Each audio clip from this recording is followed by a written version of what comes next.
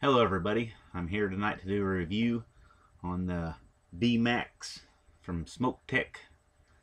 It's a vaping device. There's been several reviews already on it. I'm just going to add my 2 cents to it. A couple little tricks I noticed. Uh, Before I get started, I'd like to say that I paid for this device with my own money. No one asked me to do the review, and my opinions are my personal experience with this device, and just that and that only. Okay, to start off with, I got it from All About Vapors. All About Vapor, and it's allaboutVapor.com, and they're $128. And I seen on the when I first saw this somewhere, I was checking around where to find one a couple of weeks ago, and I couldn't find one anywhere, and I ended up on the Smoke Tech website, and I saw they were selling them, and they were demanding $128, which is kind of crappy, I think. It seems like they're price fixing or something. I mean, it's a vendor. Whatever he pays for it, he could put whatever markup he wants on it, right? Isn't that a free enterprise capitalism, however you want to put it? Doesn't seem quite right that they're fixing the price. I guess I'm part of the problem because I bought one, but I think it'd be cool if the vendors refused to sell it. Said, we're not gonna let you do that to us. But I don't know, that is what it is. Okay, about the device. When I got it, at first they just sold just the device. It comes in a little box. You can see on everybody else's review the box. I like the feel to it. It's kind of heavy. Compared to my lava tube, it's a bunch heavier. Compared to my Big Daddy dual 18650 variable voltage meter box, it's pretty light, but it's a lot bigger, heavier deal. Let's see. I see everybody's worried about counting and doing this and all that.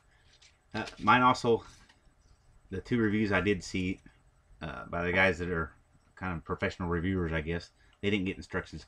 Mine came with some pretty nice, clear to understand instructions.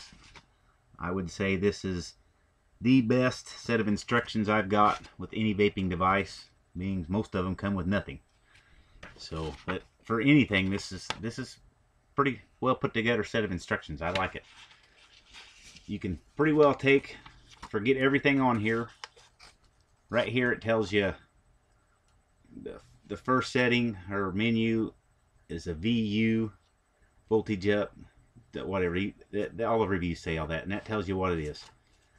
In the number 5 setting, display changes, you kind of got to go back to over here, and here's the number 5, and inside of that there's 3 sub-menus, DO, DU, and DR, and they do different things, including check your atomizer resistance, which is pretty cool, and that sort of thing.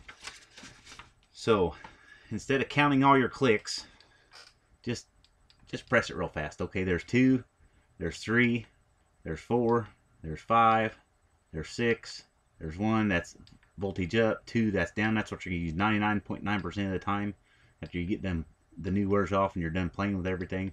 Turns your LED on and off. I forgot what that one does already.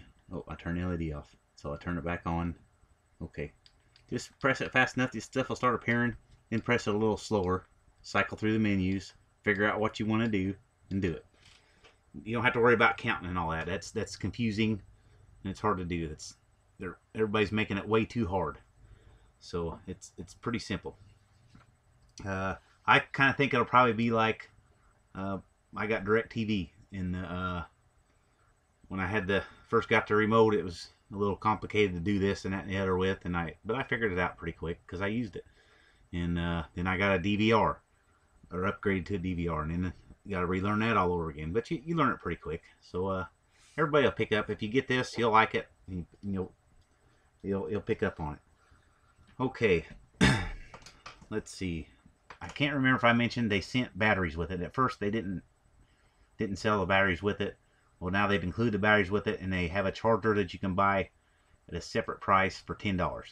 That's not a bad deal at all. Usually chargers go for about $13-14, so that's a pretty fair price.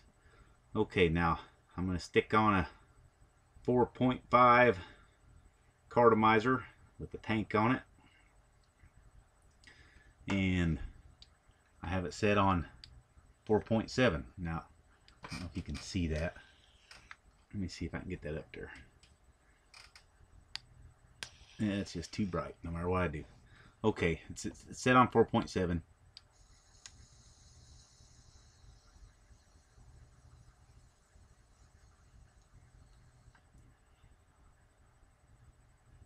Look at all that vapor. Really good flavor. Now I want you to listen. That was a 4.5 ohm cartomizer at 4.7. Shouldn't be driving it that hard. This thing, it's about 1/10 whatever that is, point something. I usually vape this cartomizer at 5.7. On this device, I have to vape it at 4.7. Okay. Now remember how that sounded. I'll do it again real quick so you can compare it. We'll run through them real fast. Okay. That's how that sounded there. So I got pretty good vapor. Just for test purposes, I whipped out my cool meter, even though it's a meter box. We got this at 5.7.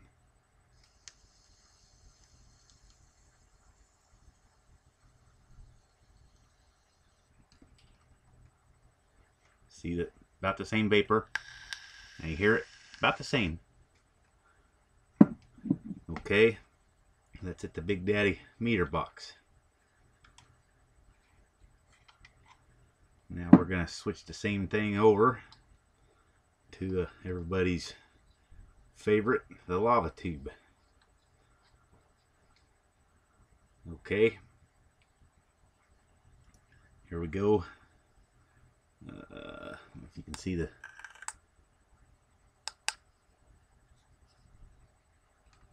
I can't never see it.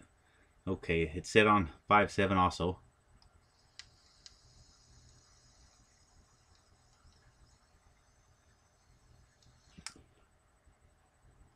It's showing 5.9 on this thing. Wow.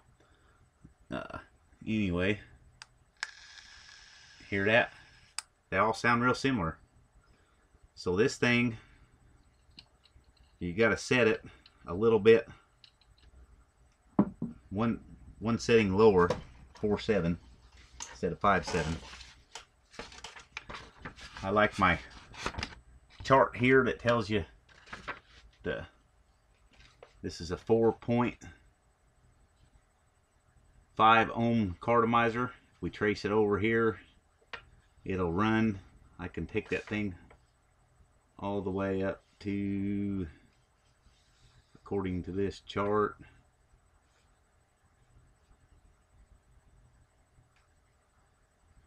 6 volts, which is a lot. I never run it at 6 volts. You're really pushing it on the edge there. So I run it at 5.7. That chart you can throw out the window. You just gotta, I'm gonna stick with that rule of thumb. Seems to work for me. You might try it out and find something a little different. Okay. It uses stack batteries. Some people have a problem with that. It uses IMR batteries. That's the type of batteries. I wouldn't stack protected batteries. You're not supposed to stack those. If you're going to stack batteries, this is a safer way to do it. Notice I didn't say safe. Safer. The IMRs are made to stack. That was one of the reasons they designed these type of batteries. It was for that. And it's a high drain. They have a lot more charge, I think, available to them from the way I understand it. But I don't know. I don't understand a lot about all that. But everything I've read said it's okay to stack IMRs from manufacturers. Okay. A couple of little things I didn't like, since it is a review. I don't know if you can see that somewhere on there. It came out of the box. There it is. See, had a little scratch on it. Nothing major. No big deal. It's where they've just painted metal. It's probably not powder coated, so it's going to scratch off. No big deal. Cosmetic, 100%. I kind of don't like the rounded edges. See that? It's going to make it easier to knock over. I wish it would have been flat edges. Would have made it a little bit more stable. And let's see. That's really about it. I hear everybody comparing to the Pro, which I don't have a Pro, so I can't really compare it to it. But I do have one coming tomorrow if the tracking is right. So then I can compare it. Kind of excited about that. But I don't know. It has a one button menu like them. I don't know. Did they suck it up? Probably. It has lines in it, but it's lines. It's a tube. It's a metal tube with batteries in it. There's only so many things you can do with it. I guess we could say is Ford GT500 is a Camaro ripping them off, or did they rip off the Camaro? No, the Camaro was first, right? It has wheels. It has a radio. They both have a nice engine. One's a lot better than the other. One's a lot fancier than the other. So I don't know. You know, they probably did make it kind of like theirs, but once again, it is a tube.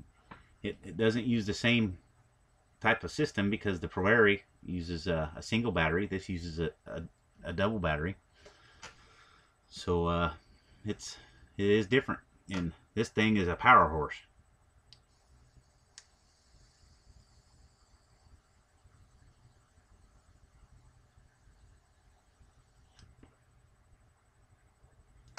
You get plenty of battery life out of it. I am happy that I got it. I think if anybody that gets it, they'll be happy they got it. Not everybody. There'll always be somebody picky that doesn't like something, but just for general everyday use, this is worth the money, even though it's price fixed and it hurts to buy something when they do that to you. But if you want a good solid deal, this seems to be so. And I think that's about all I got to say. Well, I would like to say about the vendor, all about vapor.com. They've got, when you order stuff, most of them, they have a set of boxes you fill out over here for your personal info, credit card info, billing address, whatever, and another set of boxes over here with shipping address. I'm always traveling on the road in my travel trailer for all the videos, you can see, and so I can't ship to the same address. This one, there's a couple other sites that had that too. It's a completely different setup, and it's kind of weird, and I always screw that up every time I use that system. I never understand if it's the ship to or the whatever, but even beyond that, I screwed that one up completely. And I called them, and they fixed the problem real nicely, and I mean real quickly, and no issues. And I got the Vmax. I got it sent within 3 or 4 days. I got it. So good company to do business with. Nice customer service. I asked the lady that I talked to on the phone how much profit did they get after they made them charge that amount of money, and she said she just worked there and she didn't know that kind of information. So I think it'd be kind of cool to know exactly how much because they're setting how much they can make. It's kind of crappy, but anyway, I do like it. Happy that I got it, and all I got to say is